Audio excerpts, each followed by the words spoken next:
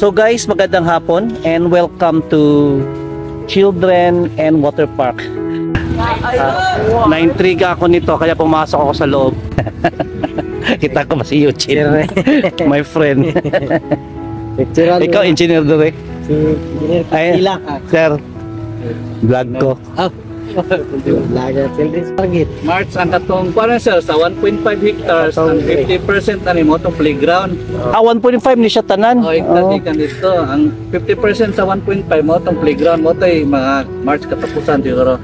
Pero ang water kuan, Another na po 30% sa water park. Tapos another 20% sa katong wall climb. so katong park sa children dito, ibalhin na to dire. Na area sila dire. Ibalhin na to dire. Mata na sila kay wala mo donate ang Jollibee, ang Inasal. So itong munting children's park dito, ito guys, with partnership ng 7-Eleven, ay ililipat yan doon sa doon sa bagong park. Lumang daanan to kasi ang kulay ng ng semento. So tumaas siya ng more than 1 meter, no? Parang inelevate siya ng more than 1 meter. Ayan. Ang hindi natin alam kung saan ilagay ang water park dito. So, nagsisimula na sila magsemento rin dito. Ayan.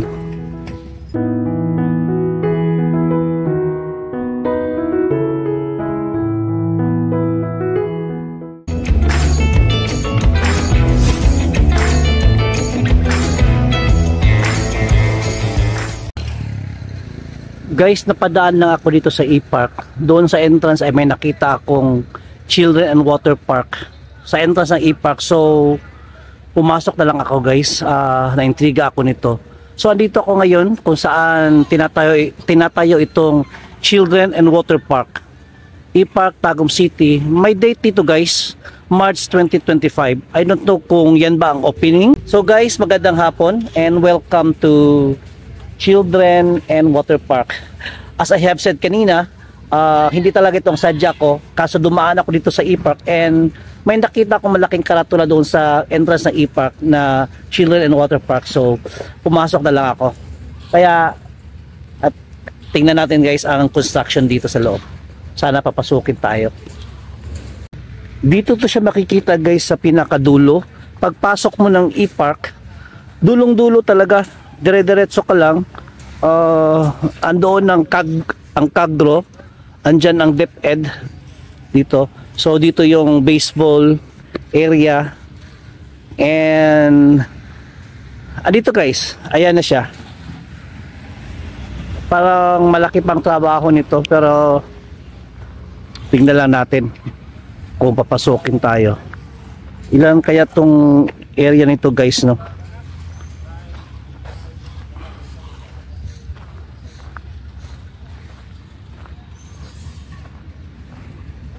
So dito kinoconcrete nila ang daanan. And andyan yung mga trees yung sa E-Park.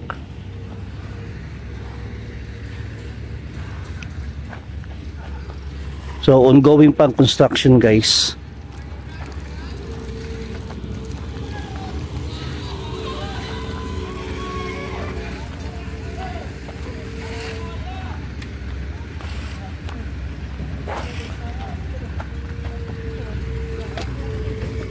Sir, may nga po. Pwede mag-video? Yeah. Kita ko ba si Eugene? My friend. Ikaw, engineer doon eh? Si Engineer Kapila. Sir, vlog ko. Vlogger, Children's Park. Lagi? Dugay pa man din no? March ang target. March ang katong kuan sir sa 1.5 hectares ang 50% ani mo tong playground. 1.5 ni siya tanan. Ikan dito ang 50% sa 1.5 mo tong playground mo tay mga March katapusan siguro. Pero ang water kuan, Another na po 30% sa water park. Tapos another 20% sa katong wall climb. so katong park sa children dito, ibalhin na to dire. Na area sila dire. Ibalhin na to dire. Mata na sila kay wala mo donate ang Jollibee, ang Inasal, 7-Eleven. katoy lang mo na to si 7-Eleven, ibutang na lang. Ibutang na lang Isa sila ka group sila nga mga gipandunit. Kita bang kuan ito na-intriga lang ko bakit pag ako na magkaratula ko sulod ko dire. Ay mga nani siya, kuan na, gibot siya. Tutuyo ko, sir. Oh, wala problema, sir. Sige. Ayan guys, kaibigan ko pala yung isa sa mga engineers dito.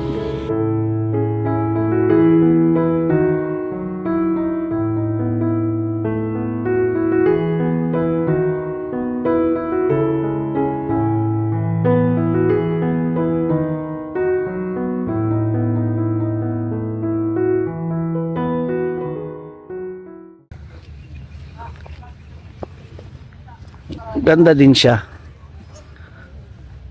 So hindi pa talaga siya mag-open bigla ngayong March, kung hindi step by step ang opening niya. So meron pa dito guys.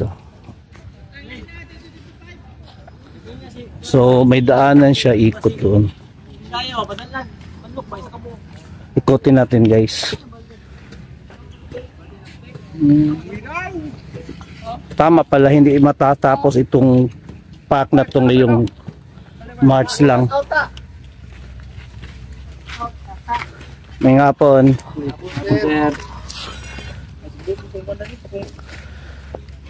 So malayo pa pala guys, hanggang doon pa siya. So dito. So pinato siya guys, pinataasan siya. Dito ang daanan. Halatang lumang daanan to kasi ang kulay ng ng semento. So tumaas siya ng more than 1 meter, no? Parang in-elevate siya ng more than 1 meter. So ito pa lang makikita natin.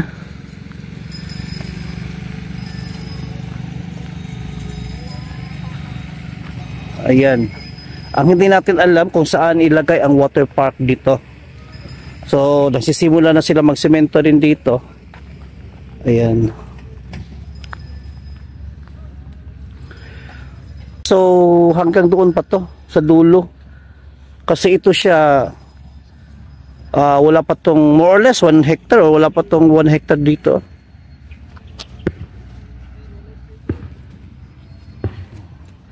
So ang layo pa guys.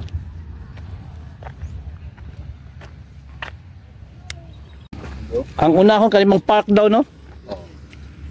Diri gina. Tama kay ng March mahuman?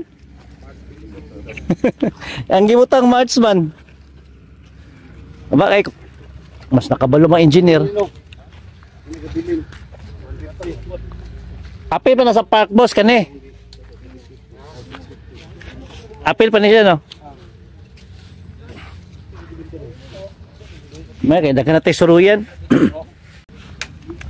So guys, ang maganda nito ay meron na naman tayong bagong pasyalan dito, not only for the children but also for the adults.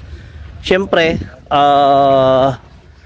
pag may children, may adults talaga na kasama. Hindi pwedeng children lang.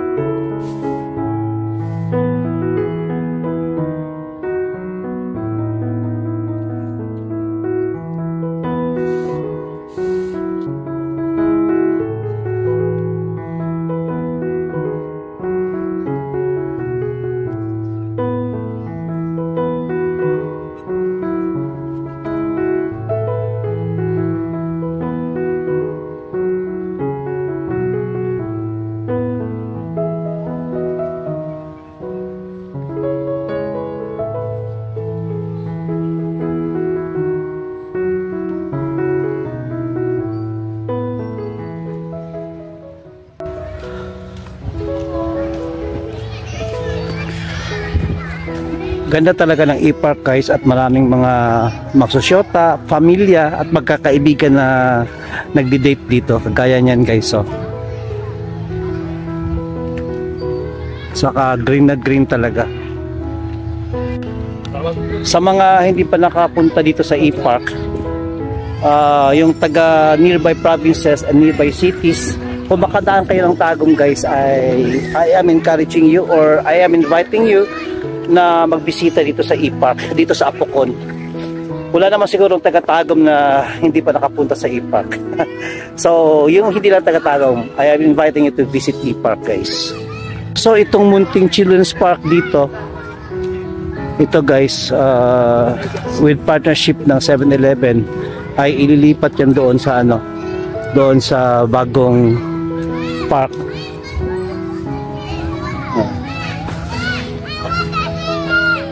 So sira-sira na rin ang iba. Yan, wala na, nasira na siya. Yan. Maliit na to siya na park, o maliit na to siya na children's park guys, kaya kung mayroong mga 50 bata masikip na to. Ganyan na siya kalaki guys, oh. Ganun na siya kalaki. So liit lang siya. Pag matapos yan doon, siguro makakater na siya ng mga maraming mga bata guys.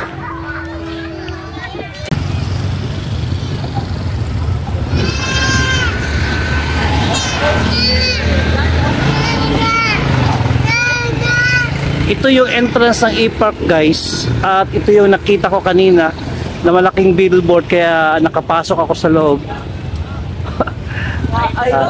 Na-intriga ako nito kaya pumasok ako sa loob.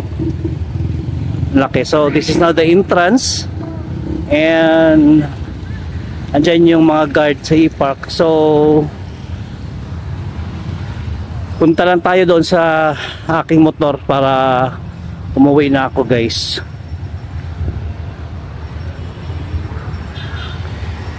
Yung park na sinasabi ko, diretsuhin mo lang ito hanggang doon sa pinakadulo,